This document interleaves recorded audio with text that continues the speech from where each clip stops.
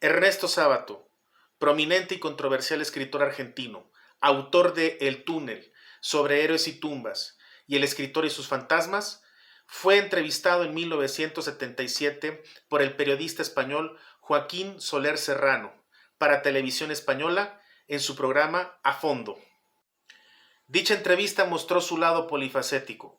Basta recordar que el mencionado escritor no solamente se desempeñó en el mundo de las letras, sino también en la ciencia y el arte. A continuación mostramos un fragmento en el cual observamos a un Ernesto Sábato preocupado por lo que él llamó la aventura prometeica que comenzó desde el Renacimiento y sobre todo el cuestionamiento en torno a la modernidad y el progreso. Sobre el hombre de nuestro tiempo y sobre lo que debe ser el planteamiento de la actitud del hombre ante el reto de la época. Sí, efectivamente, todo lo que yo he escrito, tanto en la novela como en el ensayo, es a propósito de la crisis del hombre de hoy, en cuya crisis yo he participado carnalmente, porque viví, como le digo, a la ciencia, hasta las fronteras mismas. Yo terminé mis estudios en París, volví a la Argentina y enseñé, hice trabajos de radiaciones atómicas y enseñé teoría de Einstein, teoría de la relatividad en los cursos del doctorado. Así que llegué hasta las fronteras de la ciencia y me aterró. Yo estaba en París cuando la escisión del átomo de uranio, en el año 38, acontecimiento histórico que dividió a la humanidad en dos, puesto que de ahí salió la bomba atómica. Me aterró, filosóficamente hablando, este momento. Ahí es cuando empecé a comprender que la física iba a dominar el mundo y que la tecnología iba a arrasar con el hombre. Esto comenzó en el Renacimiento con la ciencia positiva. La ciencia positiva y la técnica permitió al hombre esta aventura prometeica, la conquista del mundo y la conquista de las cosas, el mundo natural, el mundo externo, pero a un precio paradójico y trágico.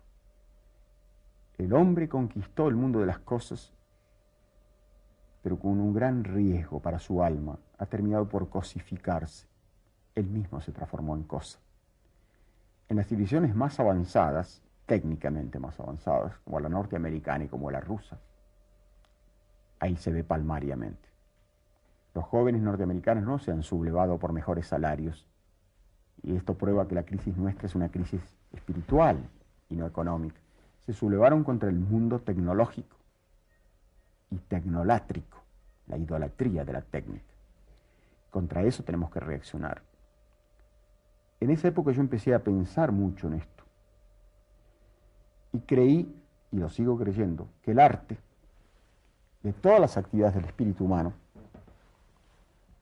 es la única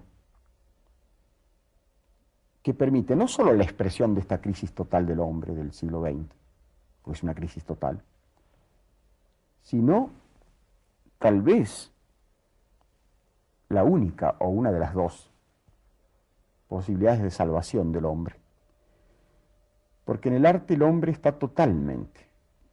La novela, por ejemplo, tiene ideas, eso pertenece al mundo racional, como la ciencia, como la filosofía. Pero en el otro extremo tiene símbolos, mitos, pasiones, y el hombre es la totalidad, esa integridad. Así que la novela, particularmente la novela, es la que permite a la vez la expresión de la crisis y una de las tentativas de la salvación del hombre en esta crisis. Eso lo creí desde el comienzo, en aquella época, pero lo he ido confirmando con los años. Cada vez más creo en eso. Y ahora el mundo ya está, la crisis está a la vista, el desastre ecológico, la destrucción del hombre.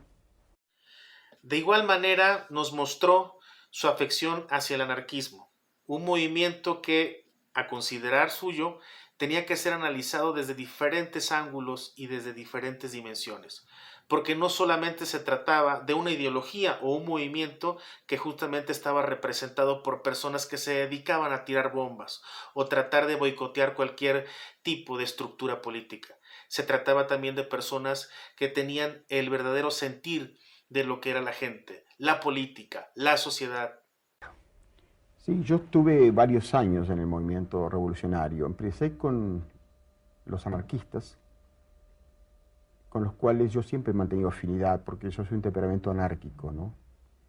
Cuando uno dice anarquistas, piensa enseguida en una persona que pone bombas. No, hay anarquistas que son incapaces de matar una mosca. Son pacifistas, los mejores. Yo siempre he mantenido simpatía por ellos. Y yo estuve muy vinculado con el movimiento anarquista, lo que significa estar muy vinculado con los españoles. Esto quizá valga la pena decirlo acá, porque en la Argentina de inmigración tuvo una enorme importancia en las grandes ciudades la inmigración española, que era anarcosindicalista. Yo conocí muchos españoles, viejos españoles, algunos que recuerdo con infinito cariño, porque eran verdaderos, no sé, eran hombres de una gran bondad interior, de una gran entereza.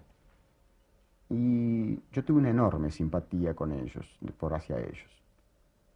Después, algunos comunistas de estos que hacen el catecismo, de las que tratan de...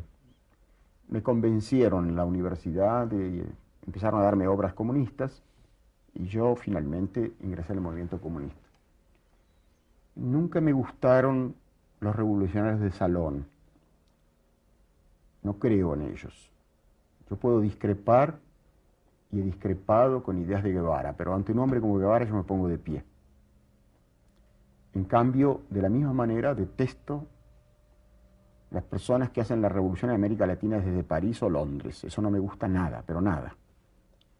Creo que el hombre, si tiene una idea, tiene que luchar por esas ideas a fondo, con toda entereza y con toda responsabilidad.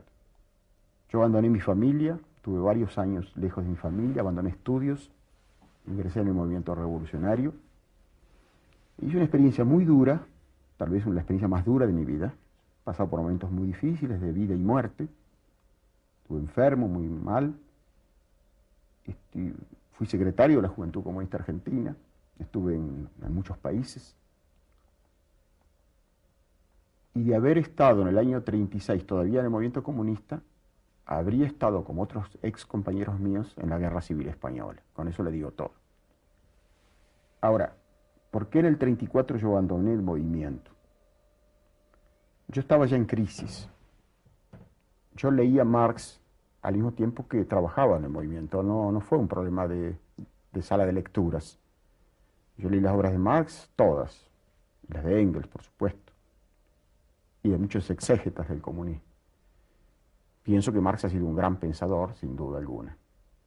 Pero me fui alejando de su filosofía ya en esos años, en los últimos años, tenía graves dudas. Pero mi alejamiento se debió sobre todo a Stalin y a los crímenes del stalinismo. Cuando yo estuve en Bruselas, yo ya venía muy mal espiritualmente. Yo tenía que ir a Rusia, a quedarme 2 años en las escuelas leninistas. Y yo tuve una discusión una noche, yo dormía en el mismo cuarto en Bruselas del que era secretario de la Juventud Comunista Francesa, cuyo nombre verdadero no recuerdo, pero él se hacía llamar Guyot. Tuvimos una discusión muy violenta sobre los problemas de Stalin. Empezaban los procesos de Moscú. Dicho se paso, a este muchacho, a quien recuerdo con afecto, desde luego, lo torturaron más tarde los nazis y lo mataron cuando la ocupación alemana. Pero con él tuve una discusión violentísima. Yo esa misma noche decidí huir. Y huí a París, no tenía documentos, tenía documentos falsos. Y pasé unos meses muy terribles en París por primera vez en mi vida. Tuve que dormir en plazas públicas y, en fin, pasarla muy mal. Así que la experiencia mía comunista fue grave, ¿no? Fue muy dura.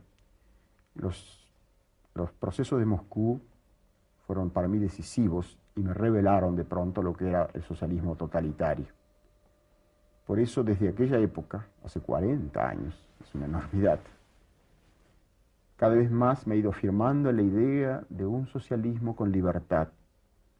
Yo no quiero justicia social sin libertad. Tampoco quiero libertad sin justicia social, porque es una pseudo-libertad. Esta fórmula es muy simple. Puede parecer una utopía, tal vez. Pero cuando los realistas se caracterizan en nuestro tiempo por destruir todo género de realidades, la naturaleza, al hombre, a su conciencia, volvamos a replantear las viejas utopías de los grandes filósofos del siglo pasado, no solamente anarquistas. grandes filósofos religiosos en el pasado, como Santo Tomás, en el presente, como Mounier, como Buber, que plantean la posibilidad de una comunidad socialista a la escala humana, una especie de comunitarismo. En eso creo.